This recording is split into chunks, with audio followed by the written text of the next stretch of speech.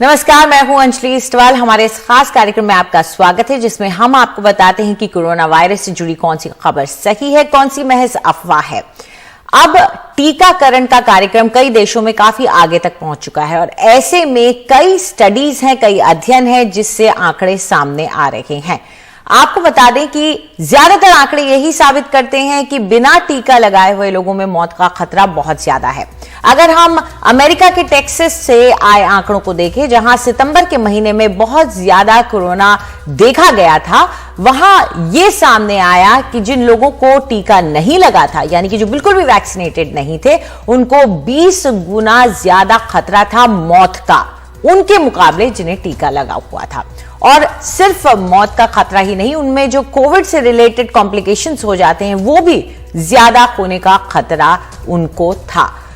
अगर हम सिर्फ टेक्सास की ही बात न करें, कई दूसरी जगह भी हैं जहां पर अध्ययन चल रहे हैं। यूके एक ऐसी जगह है जहां पर पब्लिक हेल्थ विभाग ने आंकड़ों को बहुत अच्छी तरीके से खंगाला है और उसे लगातार सार्वजनिक किया है। वहां पे भी यही देखा गया कि टीके के 2 डोज लेने वालों में मौत का आंकड़ा कम रहा है।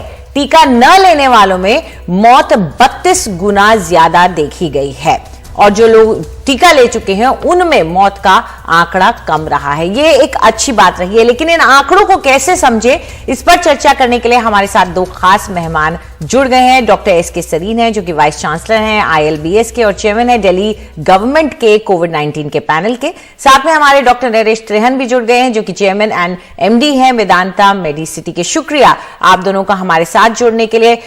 डॉक्टर सरीन, ये जो आंकड़े हमने देखे हैं, इसमें साफ है कि 2 टीके लगाए तो आप बेहतर सुरक्षा पाते हैं, 1 टीका लगाए तो थोड़ा कम, लेकिन बिना वैक्सीनेशन वालों के लिए खतरा बहुत ज्यादा है। लेकिन अब भी हम देख रहे हैं कि सेकंड डोज को लेकर के हिचकिचाहट है। इस तरह के स्टडीज, इस तरह के आंकड़े कितने अहम हो जाते हैं ऐसे में? आपने बहुत ठीक बताया और ये स्टडी एकदम क्लियर है। जैसे आप अपना सिंपल भाषा में देखिए, चोर कहां जाएगा?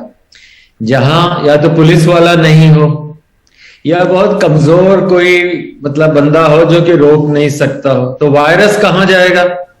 जहां पर कोई आपके पास प्रोटेक्शन नहीं है, मतलब बिल्कुल ही वैक्सीन नहीं है या आपने 1 डोज लगाई है, दूसरी लगाई नहीं है। तो जो ये आंकड़े बताते हैं वो एक लॉजिकल है, साइंटिफिक लॉजिक है कि आपको बचना है तो आपके अंदर प्रोटेक्शन एंटीबॉडी होनी चाहिए। और अगर आपने एक भी टीका नहीं लगाया तो आप डेफिनेटली एट हाई रिस्क हैं, 20 गुना ज्यादा है, कई स्टडीज में 7 गुना ज्यादा है। और डेथ का रिस्क भी उन्हीं लोगों में ज्यादा है जिन्होंने या तो बिल्कुल वैक्सीन नहीं ली या एक ही वैक्सीन की डोज ली।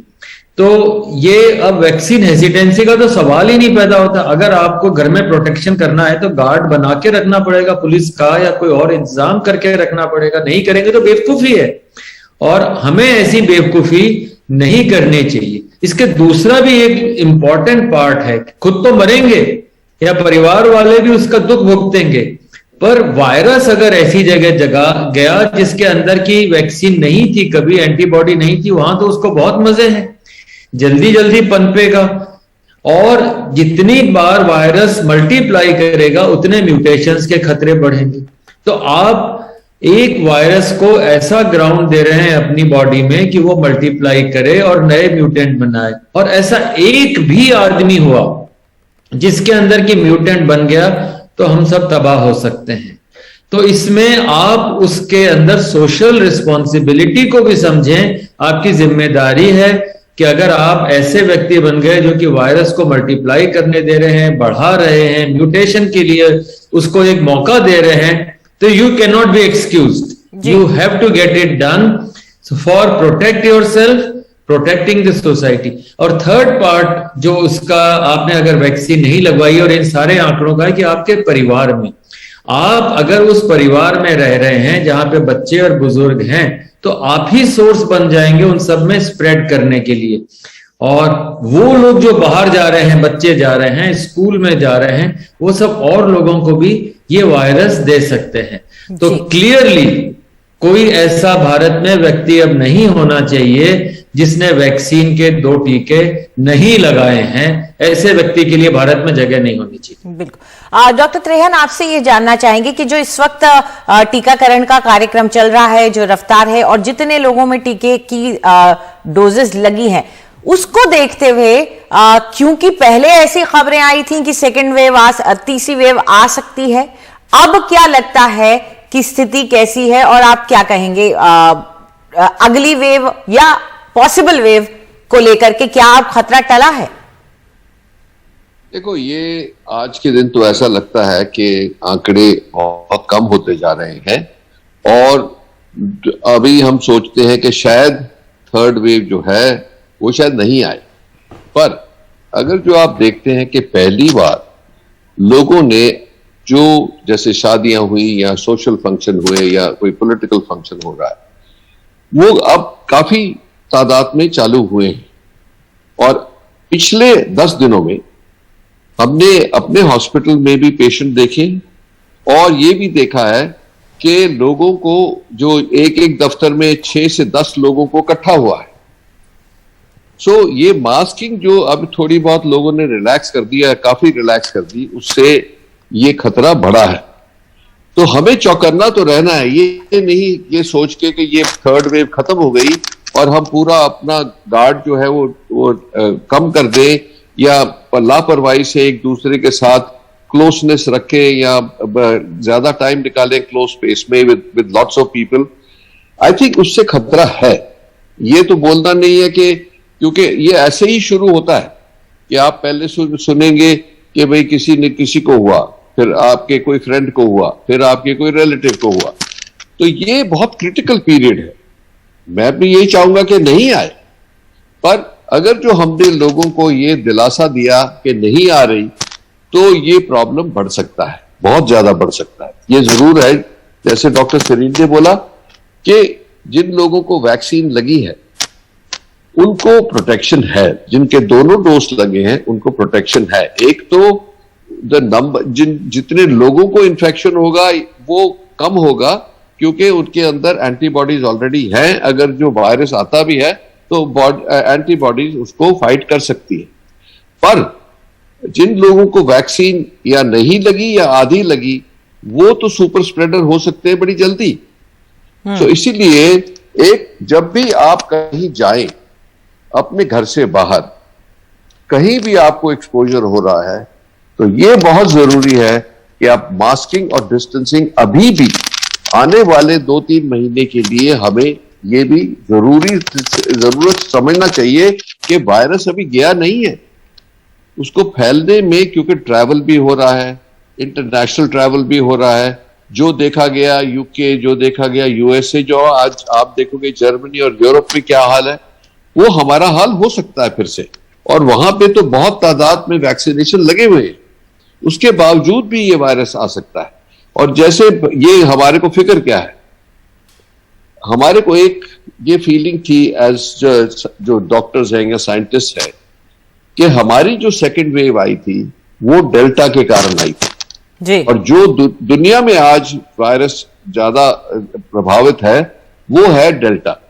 तो हो सकता है कि हमारे में जो हर्ड इम्यूनिटी टाइप हुआ है, जिसमें हमारे सीरो सर्विस बता रहे हैं कि हमारी 90% जैसे दिल्ली में सीरो सर्वे आया कि लोगों को इम्यूनिटी है, तो ये हमारे को ये भी थोड़ा सा विश्वास था कि ये डेल्टा वायरस जो है हम भुगत चुके हैं। पर ये कोई पता नहीं कि कौन सा वेरिएंट यहां वापस आ सकता है, क्योंकि लोग तो ट्रैवल कर ही रहे हैं। इंटरनेशनल ट्रैवल तो आप देखोगे, अभी एयरपोर्ट पे जाके देखोगे तो लाइनों की लाइनें लगी हुई है। सो ये ब्रेकडाउन तो हुआ है कि हमारा जो हमने कोविड जो अप्रोप्रिएट बिहेवियर की बातें करी हैं उसमें काफी ब्रेकडाउन हुआ। बिल्कुल। अब आने वाले 3-4 हफ्ते में ये हमें पता लगेगा कि ये फिर वापस आ रहा है कि थर्ड वेव का क्या हाल है, क्योंकि आप देखेंगे the distance between first wave and second wave was 32 weeks जी। अभी सेकंड वेव में अब टाइम आ रहा है कि 32 वीक्स होंगे। तो इसीलिए ये पीरियड फिर भी अभी कॉशियस रहना है। पर उम्मीद यह है कि क्योंकि वैक्सीनेशन इतने ज्यादा लोगों को लग गए हैं कि इसका स्प्रेड जो है वो लिमिटेड होगा और हम ये थर्ड वेव को अगर जो आई भी तो फ्लैट कर सकते हैं। क्रिटिकल टाइम है ये, जैसा पर कि ये मैं वही दोहराऊंगा जो डॉक्टर सरीन ने बोला, मैं भी स्ट्रेस करना चाहता हूं कि ये लापरवाही नहीं करना कि मैं यंग हूं या मेरे को कोई बिलीफ है, रिलीजियस बिलीफ है या कुछ है तो मैं वैक्सीन नहीं लूंगा। आई थिंक वो बहुत बड़ी गलती होगी। बिल्कुल उसके पहलू तो बता दिए डॉक्टर सरीन ने कि फैमिली के ऊपर, देश के ऊपर, कम्युनिटी के ऊपर क्या असर पड़ता है। पर अगर जो हम इसको बार बार दोहराएंगे तो ये हो सकता है कि लोग जो अभी भी रेजिस्टेंट हैं, जो उनके में हेजिटेंसी है, वो शायद वो लाइन पार करके वैक्सीनेशन लेंगे। बिल्कुल, और यही वजह कि हम लगातार इस कार्यक्रम में कोरोना वायरस और वैक्सीन के ऊपर चर्चा करते हैं। डॉक्टर सरीन, जैसे कि डॉक्टर त्रेहन भी कह रहे थे कि ट्रैवल शुरू हो चुका है और अब मिक्सिंग लोगों की अक्रॉस द बॉर्डर्स चल रही है, लेकिन ये इम्यूनिटी जो है, चाहे सेरो सर्वे हमारा कह रहा है कि हम लोगों में बहुत बड़ी तादाद में लोगों में इम्यूनिटी आ गई, लेकिन ये इम्यूनिटी कब तक की है और कब तक इस पर इंसान ये डिपेंड कर सकता है? एक बात before I come to immunity कि अब जैसा डॉक्टर रेहान कह रहे हैं कि सब जगह वापस एक एक दो केसेस देखने में आ रहे हैं। दूसरा, जब फ्लू का सीजन है तो कई मरीजों में फ्लू और कोरोना एक जैसा हो सकता है, इसलिए हर बुखार के मरीज को इस समय ध्यान से देखें कि कहीं उसमें कोरोना तो नहीं। तीसरा, कई बार कोरोना लाइक इलनेस है, उसमें आपका टेस्ट पॉजिटिव आने में टाइम लग सकता है, इसलिए डॉक्टर्स नर्सेस को इंडेक्स ऑफ सस्पिशन कि ये कोरोना होगा बराबर बनाए रखना है और टेस्ट हर एक का करना है। हमारी टेस्टिंग और बढ़ानी चाहिए, घटाने या सेम लेवल पे रखने के। फोर्थ, जो विंटर का सीजन है इसमें वायरस हैंग करता है और हैंग करने से वो स्प्रेड हो सकता है। अच्छा, लोग अगर मास्क नहीं लगाते, जोर से बोलते हैं, खांसते हैं, चिल्लाते हैं, गाना गाते हैं, वायरस जो डेल्टा है वो 20 फीट तक जा सकता है रादर देन 6 फीट के। तो इसलिए ये वायरस हैंग करेगा, दूर तक स्प्रेड करेगा, इसलिए आप 2 गज की दूरी वाले को 20 फीट की दूरी में कन्वर्ट करें विंटर सीजन के अंदर और बचें और बचाएं। इम्यूनिटी की बात क्लियर है कि हम अपनी अपनी इम्यूनिटी अपने आप डेवलप करते हैं, एज से कोई फर्क नहीं। कोई डायबिटिक है, किसी के फैटी लिवर है, किडनी की प्रॉब्लम है या ओवरवेट है, उनमें सब में इम्यूनिटी कम होती है। कोई सी वैक्सीन लगा लीजिए, उनमें थोड़ी बहुत कमी रहती है। और भारत के अंदर फैटी लिवर के लगभग 30% है, डायबिटीज के करीब 10-12% है, कईयों के ब्लड प्रेशर है, कोलेस्ट्रॉल है, ये सब लोग लो इम्यूनिटी वाले। तो आप मान के ये चलिए कि आप हो सकता है लो इम्यूनिटी के ग्रुप में हो और आपकी एंटीबॉडीज इतनी इफेक्टिव वायरस के अगेंस्ट ना बनी हो।